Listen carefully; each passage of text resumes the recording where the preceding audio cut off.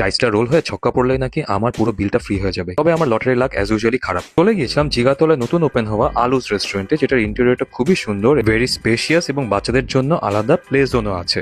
তো সেখানে খাবারগুলো একদম সিল্ড প্যাকেটে সার্ভ করা হয়। প্রথমেই ট্রাই করলাম ওদের আলুস ওভারলোড আইটেমটা, ফ্রেঞ্চ ফ্রাইস, চিকেন, ভেজিস এবং কিছু সস দিয়ে তৈরি করা এই ওভারলোড আইটেমটা খেতে খুবই ভালো ছিল, আমার কাছে ভালোই লেগেছে। সিডারিং দ্য পোর্শন প্রাইসটা একটু বেশি ছিল।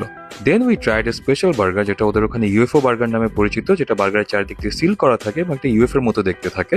We tried that chicken bomber burger. বার্গারটা খেতে ভালোই ছিল, এনাফ চিকেন ছিল ভিতরে, তবে এটার প্রাইসটাও আমার কাছে একটু বেশি মনে হয়েছে। Then we tried a pasta, যেটার নাম ছিল আলু স্পিন হুইল। পাস্তার ভিতর আলুর স্টাফিং দেওয়া এবং সাথে চিজ এবং হোয়াইট সস মেশানো। আমার কাছে আসলে ওভারঅল জিনিসটা একদম কেমন একটা গুবলেটের মতো মনে হয়েছে, ভালো লাগেনি।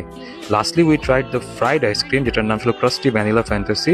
ভ্যানিলা আইসক্রিমকে কোটিং করে ফ্রাই করা হয়েছে, যেটা ক্রাস্টটার টেস্টটা একদমই বাজে ছিল। ভ্যানিলা আইসক্রিমটা ভালো ছিল, তবে overall combination was pretty bad and I didn't like it. So overall যদি বলি, রেস্টুরেন্টটা নতুন, এখনো এখানে খাবারের প্রাইস এবং টেস্ট নিয়ে কাজ করার অনেক জায়গা আছে। আর আপনি যদি অধিক এক্সপেকটেশন নিয়ে যান তাহলে আমার মতো এভাবে হতাশ হবে। Thank you.